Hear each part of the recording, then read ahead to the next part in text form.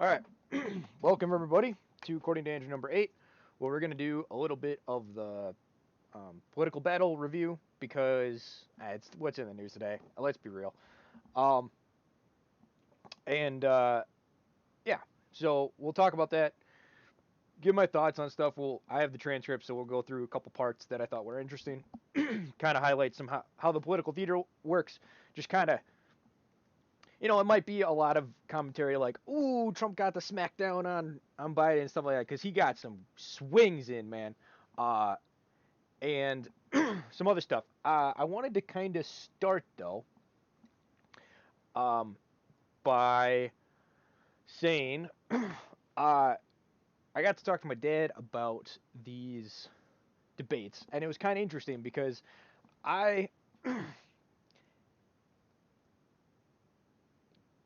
I don't want to, but I have a tendency to take for granted that people know what I know, kind of thing. So, um, we were talking. I was talking to my dad, and uh, I make references to stuff all the time that like he just doesn't know. Like I'll say like SJW and stuff like that, and he just like looks at me bewildered, like he has no idea. So like, if if you're someone who's very well informed on stuff, uh, and you just like you don't understand like why everything's so crazy and all this stuff, just understand that most people kind of have their head in the sand, or not necessarily head in the sand, but they just uh I think Dave Smith says it the best. Everyone else is concerned with like normal everyday things, and they're like raising crops and stuff like that, and it allows him to be able to do like the political stuff and pay attention to that.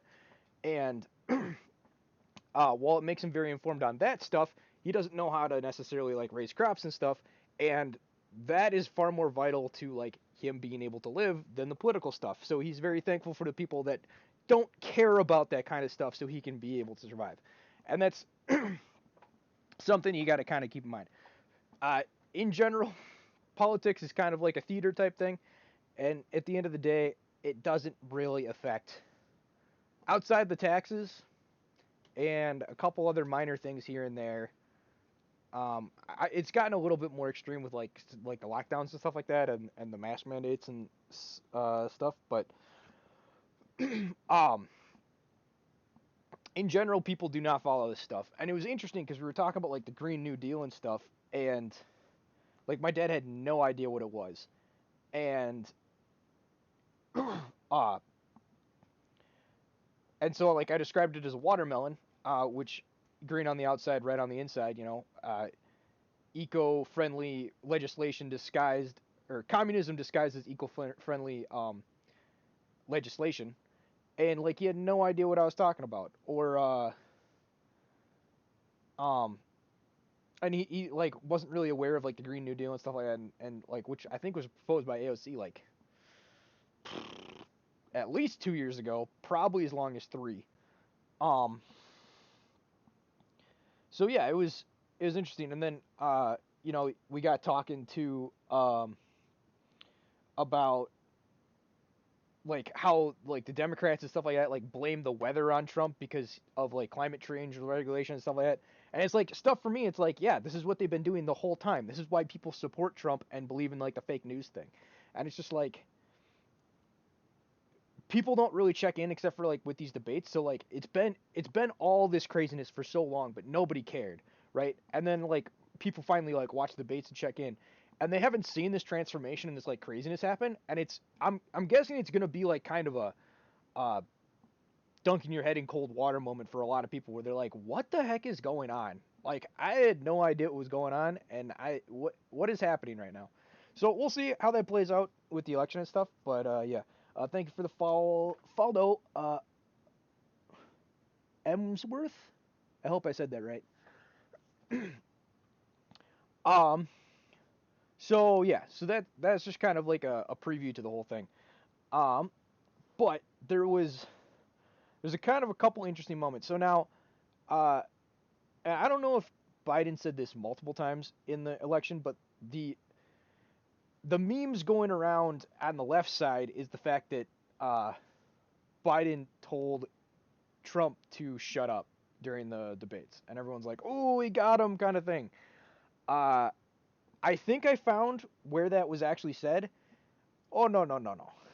Trump got like the fact that he had to say "shut up" kind of shows that it's a sign of weakness, kind of thing. And it's probably a bad idea that they're bringing any light to this, um, the fact that he said this. So Chris Wallace, to his credit, asked a pretty hard and good question, um, and it was about packing the courts. So he says, "Mr. President, if Senate Republicans were talking originally about the Supreme Court, here, if Senate Republicans go ahead with the confirmation of Justice Barrett, they there has been talk about ending the filibuster or even packing the court. Now, I was pretty sure that they ended the filibuster already. That's why they can get through this or this nominee. But maybe they're talking about something else. Maybe it was the idea that you needed. It's not the filibuster they broke, but like you needed 60 people to do the filibuster. So this would make it so that you didn't even need 51 people to do the filibuster. That's unclear. Anyway, um, even packing the court, adding to the 9 justices there. You call this a distraction by the president, but the fact is it wasn't brought up by the president. It was brought up by some of your Democratic colleagues in the Congress. So many questions. So my question to you is: you have refused in the past to talk about it. Are you willing to tell America tonight whether or not you support ending the filibuster or packing the court? And then not Trump, Biden goes on to literally just dodge the question. Dodge, dodge, dodge, dodge, dodge. And like Trump won't let it slide. It's so great. So he's like, "Are you so Trump's like uh he's like they're going to pack the court and he's like, "Oh, this is a setup question basically," which is like, "No." Um and then Trump's just like, "Are you going to pack the court?" And then Biden's just like, "Vote." He's like, "Are you going to pack the court?" Uh and then he just keeps saying, "Oh, go out and vote," and Trump won't let it slide, won't let it slide, and then he's got, "Why don't you answer the question? You should want to put a lot of new you want to put a lot of new Supreme Court justices, radical left," and then Biden's got his "Will you shut up, man" moment, which is like, that's not a strong look. If that's what you're going with, and the left does this all the time, where like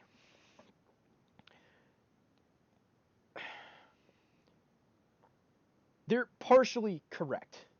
So part of their thing is we will just take the tiniest snippet, take it out of context, and blow it up, and no one will actually go check the context for which this was done. And once it basically goes viral, it doesn't matter what the original context is. And I mean, if you look at most of the racial things that go on, with Breonna Taylor was one of the most recent ones. Floyd. Um, Basically anything that's caused a racial riot this past summer, they basically they don't have the full facts of the story. They take basic things and they blow it up, and then they don't, like, by the time the actual facts come out, it doesn't matter because the damage has already been done. And so I'm guessing this is what they're trying to do with this. But it's kind of interesting that like it's it's like at a really weak point where he's just like, shut up, I don't want to answer this question. And it's like it's about as blatant of a dodge of a question that you can get. Like, I don't know if you can get much more blatant than this. So that was kind of interesting. Our next part that we're going to jump to is much later in the debate. So basically, what they talked about, from what I scrolled through most of the debate, I believe, is they talked about the lockdowns and like talked about the nonsense of like, my lockdown saved everything, your lockdown would have killed everybody, and it's like the assumed thing is lockdown was the correct answer, which, given that Trump went with the lockdown, politically he has to say that it was the correct move and that his decision saved lives. I get it. But, yeah, that's annoying. And then they did some bickering about a mask things, and then, uh, they did some talk about the economy. The economy is the main thing they seem to argue about, and they're like, I had the greatest economy ever until it got shut down by you. Uh, did they talk about the riots at all? That might have been later. So let's jump into this. Okay, so that was that part. Okay, economic plans. We are going to get your economic plans. Let me make sure. Yeah. All right. Um. So now we got economic plans. Um.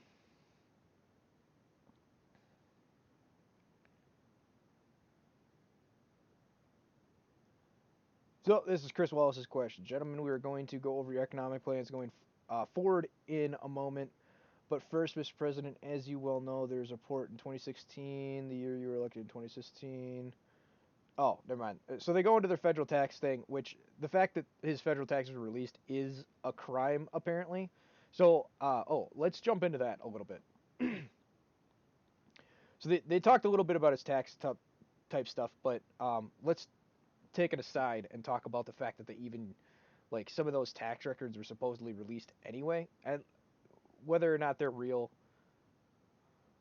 Well, whether or not they're real for criminal reasons matters. So let's say that they're real, right?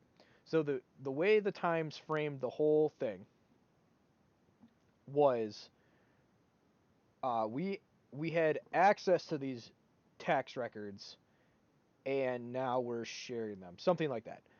But because they had access to them, doesn't mean they necessarily have the right to disclose them, right? So like a good example is a lawyer has access to certain clientele information that he doesn't necessarily have the right to disclose.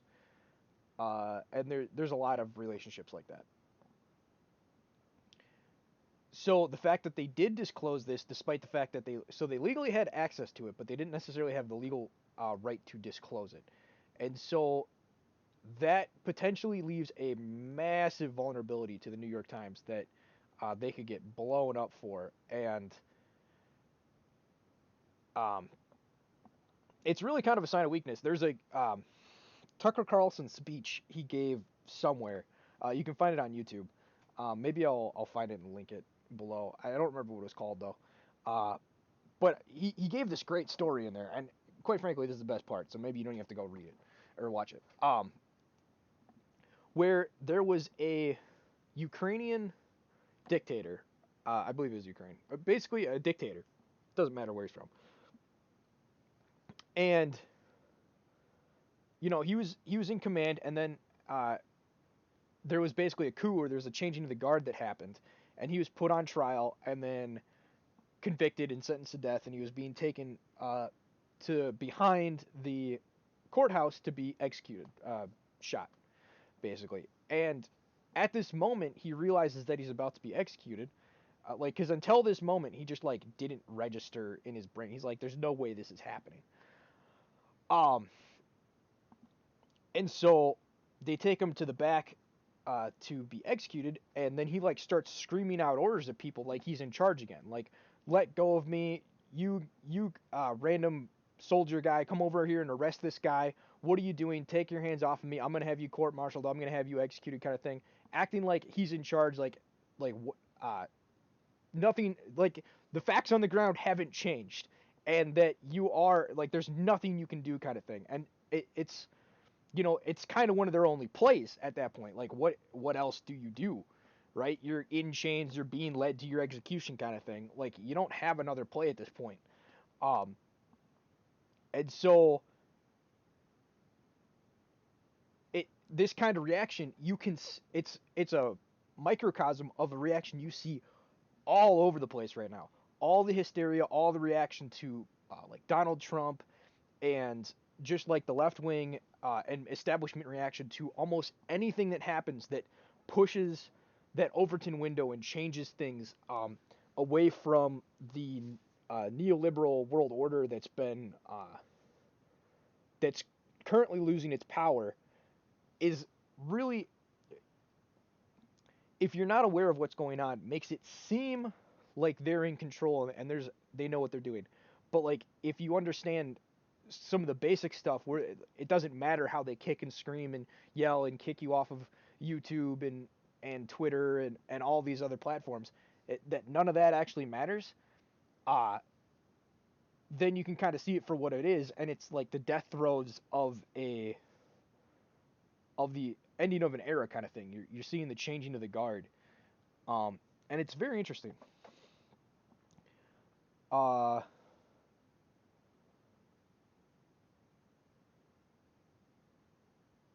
I kind of forgot what my point was with that. Oh, so that's why like this whole releasing of Trump's tax returns and stuff like that, uh, they're willing to take this like massive like liability illegal risk thing because it's like it's like that other guy. It's what other option do they have? It's like, oh, you're gonna go for prison to this. It's like, well, if we don't do this now and we lose, because they only really care about power, right? So it's like, well, if we lose power, we lose everything, right? It's I don't know if it's gonna get French Revolutionary, and I hope it doesn't because French Revolution was, whew, reign of terror, scary times. Um, but it's one of those things where they're worried, and they might have reasonable suspicions or like part of it is they don't want to lose power at any cost. That's part of it. Another part of it is the the idea that if they lose power, their heads are going to roll, kind of thing. And they might not be wrong. I it's uh generally changing the guard are is like a violent thing. So if it was done peacefully, they should be fine. Like I mean, take Kaiser Wilhelm after World War One. Like he was able to just leave, no big deal. Um, a little different for how that whole system and change of the guard worked out, but and like we had an incredibly bloody war leading up to that point, but you know Kaiser Wilhelm just went to like uh Bulgaria or something, or not Bulgaria, Belgium, and just like lived out the rest of his life, or maybe it was Holland, uh, and just lived out the rest of his life. Like it's you could have that option, but it seems like their desire and need for power isn't going to let them have the peaceful option, right? Like they'll fight tooth and nail to maintain that grip, and like that whole like you're not going to take it, you can take it from my cold dead hands. That seems like the path they're taking. They're like you can take the power from me from my cold dead hands. And it's like if that's how you want to play the game, I guess, but I don't recommend it. Um, so yeah, so yeah, they talk about his tax returns. Don't really care about that. Um, they argue about crap.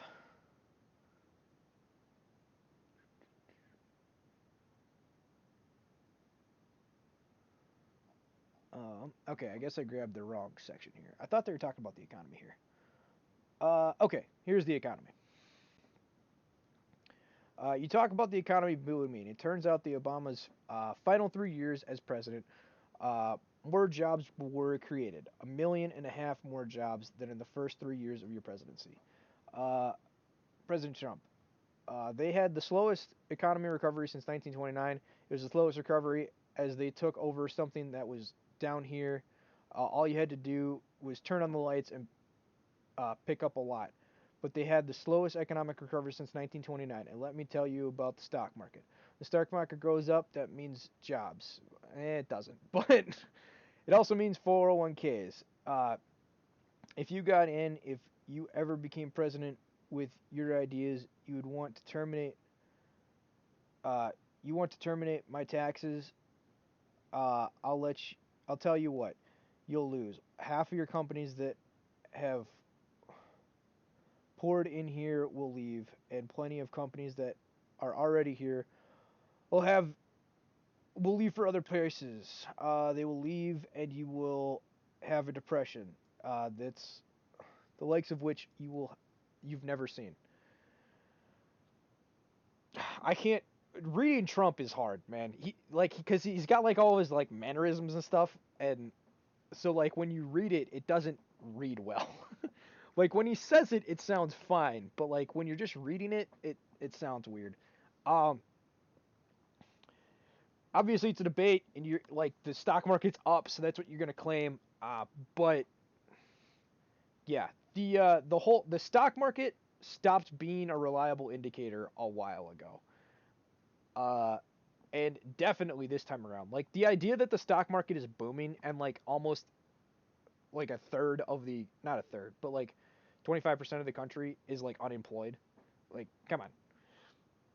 I mean, that's why I'm doing this right now. I don't have a job, so I'm like, well, I don't know. Let's talk to a microphone and put it on YouTube and see if people find it interesting enough to maybe do something someday. And also, I like to do it. It's been fun and interesting, and I need some way to vent the ideas in my head, or I'm going to pop a gasket. Um,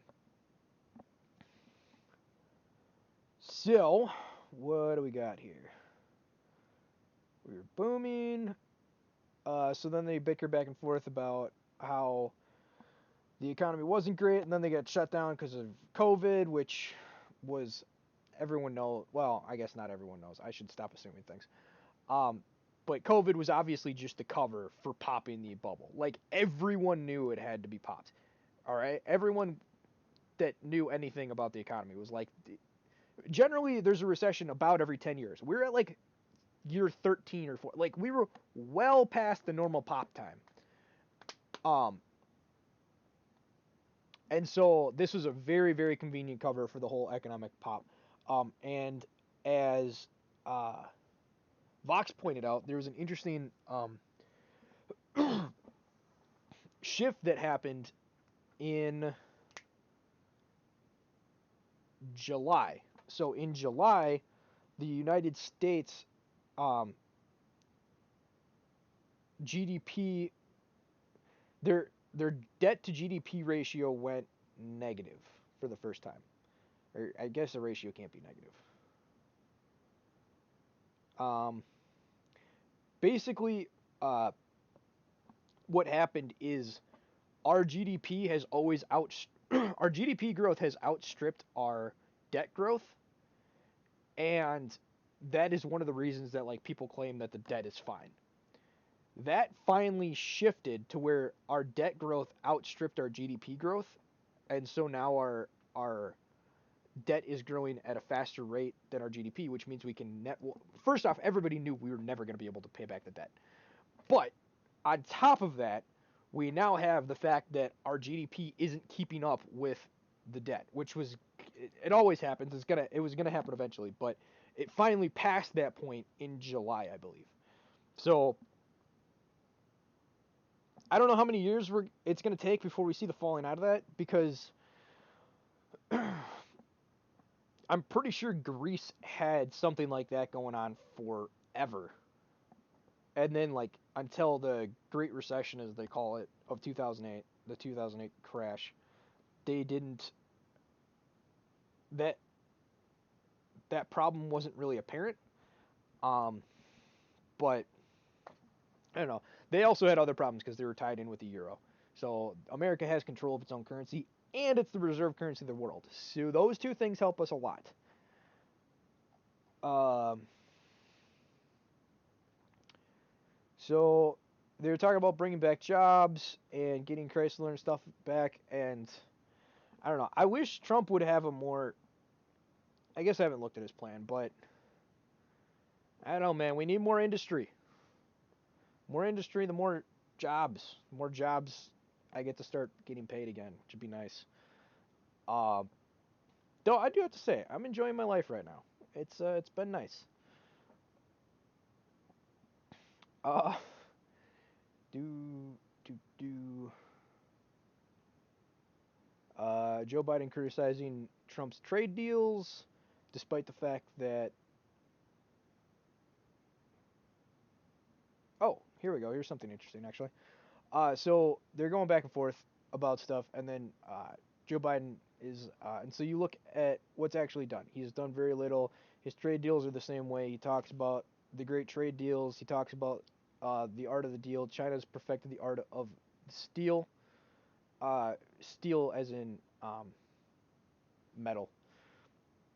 We have a higher deficit with China now than we did before. We have the highest trade deficit. Uh, President Trump responds to China ate your lunch. Um, China ate your lunch, Joe, and no wonder your son goes in and takes out billions of dollars. Oh yeah, yeah, yeah. And then Trump hits him. Okay, hold on, this is great. Uh, and no wonder your son goes and he takes out billions of dollars. He takes out billions of dollars to manage. He makes millions of dollars. And also, while we're at it, why is it that, out of curiosity, that Moscow, the mayor of Moscow's wife gave your son $3.5 million? And then Trump said, or Biden says it's not true. What did he do to deserve it? What did he do with? That's none of that's true. What did he to deserve $183,000 salary? Um, oh, really? He didn't get $3.5 million, and then Chris Wallace cuts the whole thing off, which is really disappointing. Um, but it was a interesting exchange there. I want to dive into trade a little bit. So, um, I don't know how many people listening are like pro tariff or anti tariff kind of thing. And the whole trade, understand the whole trade thing that's going, the trade war that's going on with China. Now, Trump, he's an interesting character to watch and observe because he's got like this, the art of the deal, right? Like that title just kind of says it right there. He doesn't have a strategy or a tactic. He's not thinking like a strategian. He's thinking kind of like an artist, right? He's using his instinct, his intuition, his know-how to get a deal done. And they're like when you're talking about communication and stuff like that, and just interpersonal uh, communications and stuff like that, that is how it works, right? It's more of an art form than a scientific. You do this, that you X Y Z, which is kind of how my brain works, which is probably why I'm terrible with women. But that's okay. Um, so to get into the weeds of why his trade deal works, and his trade policy works. So basically, um, where do I start? So China has been doing things to protect their jobs, and uh, thank you very much for the lemon. Amazing music. I'm sure your music is amazing. Um, so China has been doing stuff to protect their jobs, and we have not. So basically, we've just been taking all of our jobs and shipping them over to China, and they've been giving us stuff. And when people had money, that was fine, right? So like the boomers and it went probably till Gen X a little bit. Um, they were able to go to college, get jobs, get good paying jobs, and then get into. I mean, I'm sure there's plenty of people who are like boomer age right now that are struggling for work and stuff like that because a lot of the blue collar jobs that they had are gone. That's why you see like the Rust Belt and stuff like that have such a economically devastating time. But for a good chunk of them, like there was a much larger percentage of white collar jobs in the boomer era than there were in most other parts of history. Uh, like I don't believe white collar jobs outstrip the blue collar jobs, like in total amount of jobs, but they were much, much closer to like a 50-50 pairing. Um, and that gave them enough of a base to be able for like the white collar people that are doing well enough, and even some of the blue collar people that maybe didn't think it through, where they're like, well, we'll send some of like the manufacturing crap over to China, and then we'll get cheaper goods, and because we already have established jobs and get paid really well, we get to get stuff on cheaper, and so like it's like a win-win for us. The problem is their kids are screwed, right? Their kids don't have jobs, and this is why everyone's living at home right now. Um, so yeah, that is what's going on there. So the Ricardian argument against this is the idea that, well, China can create things cheaper, so it makes more sense for them to create them and then send them over to us. And there is a certain logic to that. The problem is, uh, you can't, if you aren't creating anything and creating any wealth and therefore generating money to be able to buy those items, it doesn't matter if they're cheaper because you don't have any money to buy them with. So, it doesn't, like, for the person that has the job, the t-shirt that's $1 cheaper is better. For the person that doesn't have a job, it doesn't matter because they don't have $5 to spend on a t-shirt. And so that's the idea of getting manufacturing back into the United States. Now, do we want all manufacturing jobs to come back? No, because there's certain manufacturing jobs that have been competed to such a low price that it probably doesn't make sense. But the key industries that we have to focus on is especially like high tech, high innovation, high profit margin industries. Uh, a lot of defense falls into this. Yes, good point, Bishop Bear. Exporting money is a fragile economic model. It is. It's an interesting one because we, in a sense, like the whole like trillions of dollars of printing that we did over this like coronavirus thing, that might have had a negative effect on any other economy besides the American economy because everyone has to pay all their debts in American dollars. So you can, as long as there's debts to be paid, you can basically just keep the money printer flowing, which is weird. Uh, but I think it works. I It's not like I've done the math on this, but in theory, so we have so the total amount of debt out in the system is like $100 trillion, if I remember correctly. And that's between like America, private and business and public debt, and foreign, uh, private, public, and like there's just trillions upon trillions. So like in theory, if you wanted to wipe out all the debts, you could print like the $100 trillion that it would take, disperse that, and um, pay off all the debts, and then like everyone would be at level zero again, and there shouldn't be any inflation in the system, which is weird. But it's basically that doing the equivalent of that is the exact same thing as doing a jubilee, a debt forgiveness. So if we forgave all debts across the board, it would be the exact same thing as the United States government printing as much currency as needed to pay off every single debt and everybody doing that, which would be interesting. I'm actually very curious to know what would happen if we did just jubilee all the debts across the entire world. I don't know. I don't know what it would be. I think I think it would be amazing if that happened. Um, so yeah, so America's in a weird financial position, and I've also thought like, does the world need like a reserve currency, um, gold or silver or now dollars, kind of thing? Is it like a vacuum that'll always be filled, when somebody, yeah, is it a debt that'll, or is it a vacuum that'll always be filled because it creates so much power, right? The United States government can literally just basically print as much money as it wants almost because the amount of debt that's in the system. Um, Maybe, and it's hard to really know because I don't think that experiment's ever going to be played out in real life. Um, well, I guess in a sense because it will never happen, it kind of proves that it is a vacuum because it's a power that somebody's going to want. Uh, so back to the topic at hand, I guess. uh, which is the presidential debates. So where were we? Did I even answer the trade question?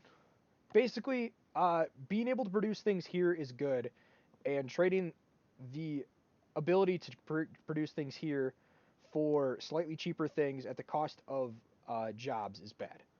That's basically the sum of it.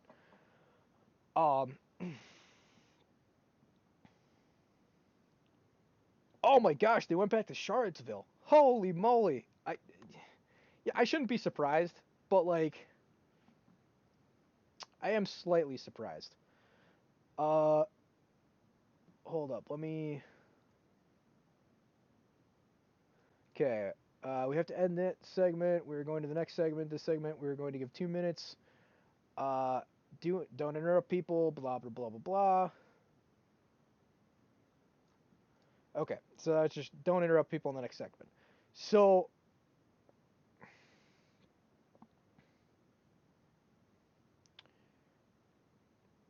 Vice President Biden, you said that Trump's response to the violence in Charlottesville 3 years ago, when he talked about the very people on both sides, was directly led to a launch for your run for president.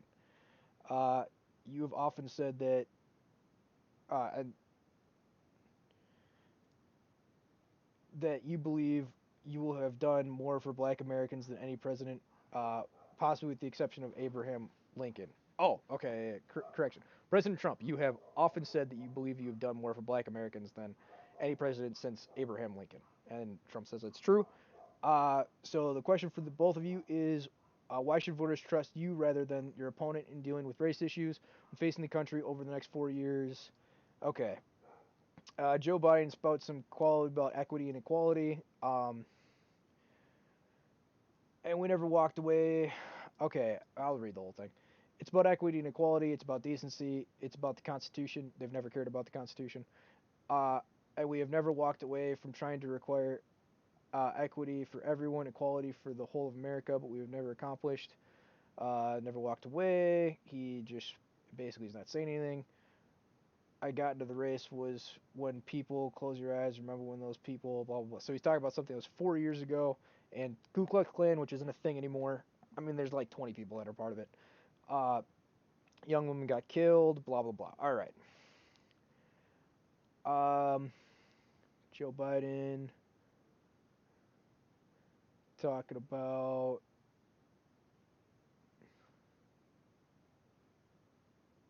Floyd and all that stuff.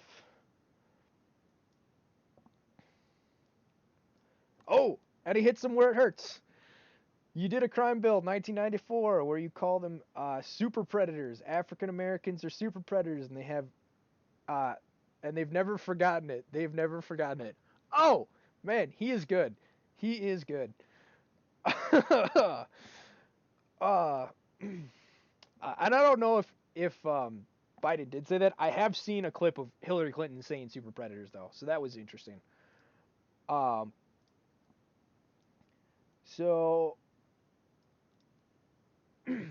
so you did that, and you called them super predators, and I'm letting people out of jail now, and you have treated African American the population community. You have treated the black community about as bad as anybody in this country. Uh, you did in the 1990s, and that's why. And look at the polls. I'm doing better than any Republican has done in a long time because they saw what you did. Uh, you call them super predators, and they call you. Okay, so he's hammering for the super predator thing. Uh, as far as the church is concerned and generals are concerned, we just got support from 250 military leaders. Okay. So, oh, okay. Here we go. We're lighting more racial tensions with the Breonna Taylor thing. The uh, the four lawyer podcast that they covered the judicial thing. They also covered the Breonna Taylor situation and did Nate the lawyer did a good recap of this for those interested. um, basically, they from the way he described it, they were using her apartment as a go between. So like that's where all the drugs were stashed basically, and then they would be distributed to the other. So that hers was a stash house, and then all the places where you would come to get the drugs, which are apparently called trap houses, uh, that would get their distribution from this stash house. So basically, drugs get delivered to the singular point of the stash house. Stash house then delivers to the smaller distribution centers of the trap houses that your drug users come and pick up product from. So that there you go. Now you know some of the economics of drugs. um, so there was some issues with it, and I believe one guy did get indicted, and it was the dude who fired. It was like reckless endangerment because he shot like way more bullets than he should have. It was like 10 or something like that, and it potentially the way it was done, it was because it was in an apartment. Um, it was considered reckless endangerment because it could have affected either of the apartments to either side of them. Luckily, it didn't. But um, so he asks whether justice could be equally applied in America. Do you believe that there is a separate but unequal system of justice for blacks in this country? Okay, so that's a bit of a loaded question, but he's going to say yes, there is, and there's systematic injustice, which is kind of a joke because he's the one that created the system. In education, work, and law enforcement, vast majority of officers are good, decent, honorable men and women, risk their lives every day. Gotta, say the troops are good. President of the United States. Conspiracy, things that happen. These cops. All right. Um, did Trump not even respond to that? Oh, hold up. Okay. So he's talking about don't like, but we have a system where people are held accountable. And by the way, violence is in response is never appropriate. Never appropriate. Peaceful protest is violence is never appropriate. And then Trump, being Trump, what is a peaceful protest? While they run through the middle of town uh, and burn down your stores and kill people all over the place. That is not a peaceful protest. It's not, but you say it is. Calling out Orwellian speech for what it is, which is great. And yeah. Okay, how much more of this debate do we got? Man, this thing went on forever.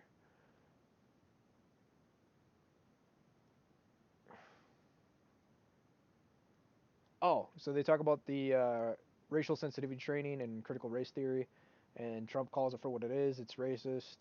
Ended up because a lot of people were complaining. They're asked things that were absolutely insane. This is a radical revolution taking place in our military, blah blah blah. And our military, oof. The fact that this training was going on in the military is like, I'm glad we have an ocean. That's all I'm saying. Cause if not, like imagine if we were France right now. Like Germany would just. Germany's not in a great spot. We definitely like did a bunch of stuff to mess up there. But like, imagine Germany just kind of imagine take America and take its current like racial issues and all this like race identity problems, and then like put all that in France, and then put that next to like a Germany that's got its shit together, and it like goes back to like being a proud German nation again. You're gonna get rolled, bro. Like, oh man, I would not want to fight that. That would be awful. So like, at least we got like Canada, who's just doesn't have that many people and like is too nice to invade somewhere, and then you have Mexico below, which is just they have so much infighting strife type stuff that while they do send a lot of people across their borders and that's going to cause issues in the long run, you're not going to get invaded and conquered by Mexico like directly. Ah, you if we had this amount of shit and we were doing it in like Europe, and like Europe was at all like even close to the amount of militarism that there was like in most of European history outside of like the last 100 years. Not even 100, because 100 years is still World War II. Uh, oh man, America would just get raffle stomped. it would be bad. Uh, so luckily we're in a position where we can't really get invaded because, whew, I don't think it would be good. I know I wouldn't. I wouldn't do well. Like, no, no, no. I mean, I have enough on me to probably last through the winter, but it wouldn't be fun.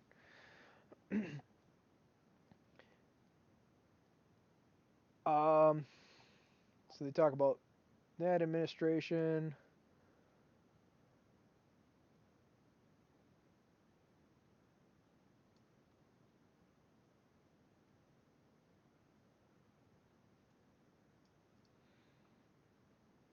All right.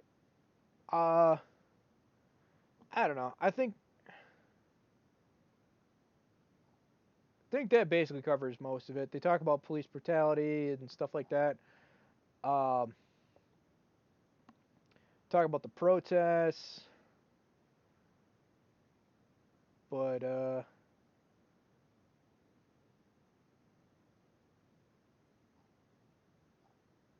yeah, just kind of I don't know issues that are going on, but like issues that. Okay, so the interesting thing about this first debate is almost every issue that they argued about.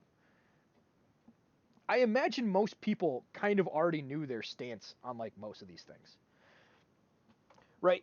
It wasn't um, and this was a complaint my dad had. He's like, if they didn't talk about any issues, and like they did kinda, but it wasn't anything that you didn't already know their stance on, right? Which maybe that's a good intro for a first debate. But you know, they're talking about like the race riots, which everyone has commented on already. Well, kind of. The Democrats, I guess, have been trying to avoid it, but they did eventually comment on it, and Trump hammers it home every single day. They talk about the economy, which okay, that's more of like an actual issue type one. Um, they talk about coronavirus, which again, there's like a press conference on this crap every day, or there was at least. Like we know where people stand on this. Uh, and uh, the, I guess one interesting one was the Senate one, but that one again, you just know that it's like, well, the Democrats are saying this because they want political power, and the Republicans are going to go ahead with it because why wouldn't they? Um, so, but that one was actually interesting because they kind of brought up the idea of like court packing and stuff like that, and um, the question didn't get answered because Biden dodged it, but it was at least interesting uh, to discuss. So that kind of wraps up that. Um, I might do one of these for these going forward, just because, let's be real, it's easy content. I don't have to think much. Um, and I think my next video is going to be on uh, econ- I'm a big fan of economics, so I think what I might try to do is parse together some of my thoughts on a labor-backed currency. I haven't figured out how to do this yet, but I have thought about it a little bit. So I'll see what I can kind of put together for that. But anyway, this has been According to Andrew number 8. Thank you guys for listening. If you're watching on YouTube, like, comment, subscribe. Um, follow me on DLive where I stream these. I seem to go live somewhere around 2 o'clock every day. I guess that's just kind of where I'm at this point. And yeah, thank you everyone for listening. This has been kind of a rambling one, but I thought it was good. Uh, anyway, thank you and have a good day.